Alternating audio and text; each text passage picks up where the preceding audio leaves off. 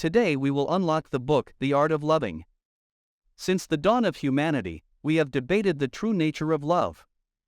Some believe that love is only experienced between two strangers who, through chance or fate, meet and form a deep and almost unbreakable bond. Others say that love has a wider purview. Its definition includes the feelings shared between relatives. In truth, there are many kinds of love. Regardless of the type, whether it be parental or erotic, brotherly, or even love of the self, love is not something that is created spontaneously. The connection between family members or lovers is not simply born into them. It requires work, time, communication, understanding, and sometimes sacrifice. It is an art that requires an understanding of theoretical knowledge and practical efforts to master. Although it is not an easy path, Fromm shows us how to take real measurable steps to improve our proficiency in loving others and being loved. The first step in this process is overcoming our own misconceptions about love and human connection. It can be difficult to identify what, if any, issues we have surrounding our ideas of affection, as it requires immense amounts of self-reflection. To complicate matters further, everyone has their own personalized set of problems related to love. For example, some people think that relationships are monodirectional and that they revolve around being loved, not loving. Some people may think that love is a question of finding a suitable target to love, rather than a question of ability or mutual understanding. Another fatal mistake is believing that once you have fallen in love, the emotion is immutable and eternal. The author of this book, Erich Fromm, provides a profound analysis of what it means to love, how love affects us, and how we can affect the way we engage with the love present in our lives. Only by actively working hard to develop one's total personality and creativity, he believes, can one truly understand and obtain love. We've broken Fromm's work into three main sections. The first part, the meaning of love. The second part, types of love. And the third part, the practice of love. Part 1. The meaning of love. As said above, love is difficult to define. For millennia we, as a species, have tried to give it a singular universal meaning. This dogged approach is often self-defeating. Fromm describes the three most common misconceptions about love and points out that they place such a beautifully chaotic emotion into a neat box. The first is that people often regard love as a binary question of whether they are loved or not. Therefore, their efforts are targeted at how to get a maximal amount of love, and thus they focus on attracting the attention of others. Men who hold this view work hard to improve their status and gain more power.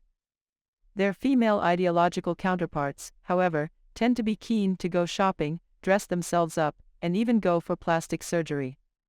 Both sexes may attempt to adopt superior social skills in an attempt to make their speech and behavior more elegant and charming. Whichever method they choose, the singular purpose is to gain more attention and thus to be loved. The second common misunderstanding is what many people refer to as finding their soulmate. That is, people select their spouses according to fixed standards and they view a lack of love as the outcome of choosing the wrong partner. In modern society, choosing the target of our love is incredibly difficult as there are an overwhelming amount of options. Dating apps allow us to meet hundreds or thousands of potential partners, and if a relationship is not working out, it is relatively easy to leave and quickly start again. Those who are adherent to soulmate theory can get trapped in a cycle where a relationship isn't working and, instead of trying to work things out, they are more likely to believe they just haven't found the right person and try again. This usually repeats over and over as no relationship is without its problems. Those attempting to love each other must learn to work through problems rather than avoiding them by finding someone else. The third misconception is that people confuse infatuation with love. For example, a pair of lonely strangers meet and begin dating. In the beginning, they want to be around each other all the time and, when separated, they constantly think of one another. Some people may think this constant craving for their partner's company is love. For those who have suffered from loneliness for so long, having someone to accompany them is beautiful, cathartic, and may seem to be the answer to all of their life's problems. But with time, as the two people gradually become more familiar with each other, this obsessive infatuation will wane. Now the couple has exited the honeymoon phase and must begin to see their partner as they really are. This emotional paradigm shift often comes with quarrels, disappointments, boredom, and even the total disintegration of what used to be a functional relationship.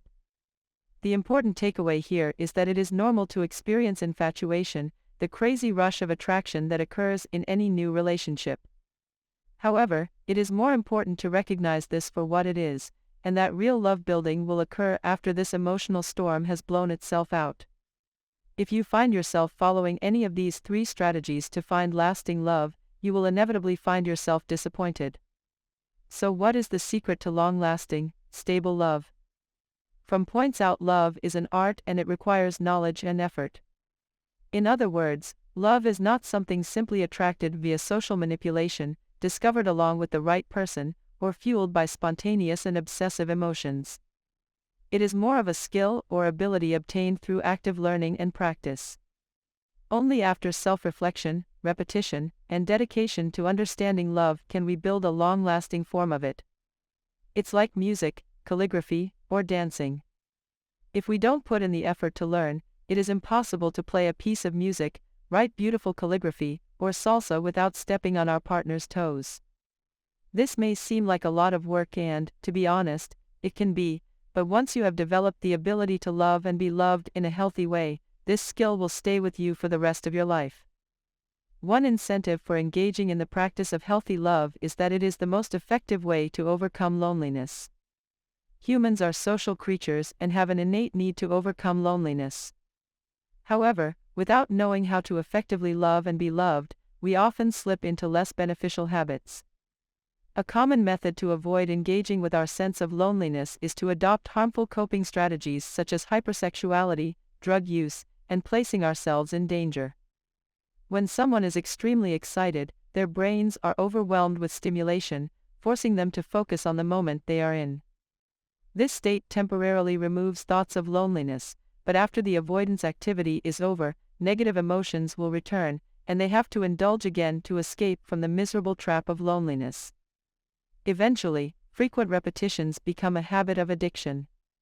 This kind of approach does nothing to solve the underlying issue of loneliness and only leads to more anxiety and potentially a downward spiral in life. Another path to avoid the insidious creep of loneliness is conformity. People choose to conform with the masses, live according to the way most people behave, and do things according to popular views. In this way, they feel that they are part of a group and will not feel lonely. This does work but comes at the cost of personal expression, eventually wearing down a person's individual personality traits.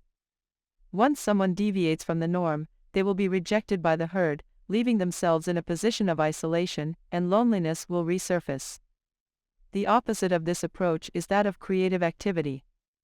This method celebrates the individual's ability to produce something of value on their own, such as an artist and their painting or a farmer and their crops.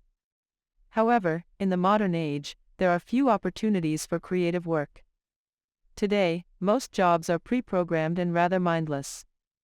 Whether they are office workers or members of the assembly line, they must follow the procedures and methods of their employer, making it almost impossible to reflect one's personality in their job. Since we are limited by our society or even our own failed attempts at overcoming loneliness, Fromm looked towards how we can functionally solve this problem in the face of these obstacles. He remarks in the book, the full answer lies in the achievement of interpersonal union, of fusion with another person, in love. However, even at this point, we are not out of danger. We learned that love is an art and the most effective way to overcome loneliness. We saw how without love, we might fall into counterproductive or dangerous behaviors. But even when you have found someone to love and are working on forming the aforementioned interpersonal union, you still need to be wary of creating an immature connection. Not all unions are of equal quality, and without critical thought and reflection, you may open yourself up to the disastrous outcomes of this type of love. To give an example, a symbiotic union is a form of immature love not unlike the relationship between a fetus and its mother. The fetus survives with the help of the mother's body and has no independence at all. The mother also obtains psychological satisfaction by gestating a fetus and feels pride and gains meaning.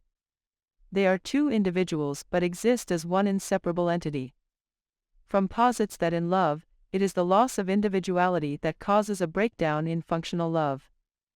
He dives deeper into this by describing the two main categories of dysfunctional unions. Passive symbiotic union, also called masochism, is characterized by obedience. The submissive person mainly obeys their partner, accepting the protection and orders of this person. Thus their direction in life is almost entirely dictated by an external mind, and they are effectively an appendage of another human. As the relationship continues, the masochist will begin to lose various aspects of their personality until their whole being is made up of the wishes and desires of another, while the beneficial side at the surface is that they can avoid loneliness. The opposite of this is an active symbiotic union, otherwise known as sadism. The sadist gets rid of their loneliness by making the abused a part of himself. They feel that by demonstrating their control over another human being, they are exhibiting traits of greatness and power. Although the abuser is the opposite of the abused, the two have much in common. They have no independence from each other as they derive their individual escapes from loneliness via their symbiotic connection. This immature form of love does allow people to get rid of their loneliness but makes both parties lose their independence and integrity. The mature form of love refers to a union where two people are linked via a relationship but can maintain their integrity and independence. Mature love is not about accepting something from the other person but about giving it proactively. Rather than sacrificing something that belongs to yourself, an act that weakens you, Fromm sees the act of giving as the highest expression of potency. Through giving, a productive person can experience their strength, wealth, potential, and then experience happiness and meaning. If a wealthy person is stingy and reluctant to give, he stays as a miser forever. He will never realize the happiness of his ability to help others. Of course, mature love also includes the positive characteristics of care, responsibility, respect, and understanding. If a parent does not care about their children, no one will believe that they love them. This best exemplifies another element of love, responsibility. Fromm defines this not as an external compulsion but a completely conscious and voluntary act. However, being responsible for the other party does not mean that you have the control over the other party. Instead, you respect the other party, respect their personality, and let them grow freely according to their wishes. Of course, these are all based on understanding. Only if you have an in-depth understanding of the other person can you care for each other, be responsible, and have mutual respect. Without understanding, there would be no foundation to build a relationship on. The union would be based on blind faith, which would collapse the moment one of the individuals questioned any aspect of the partnership. And so we reach the end of the first part. We've seen that love is an art that needs to be learned via practice. Only with the ability to love can one eliminate one's loneliness. The only way to do this healthily is to engage in mature love, full of creativity and independence, and avoid symbiotic unions.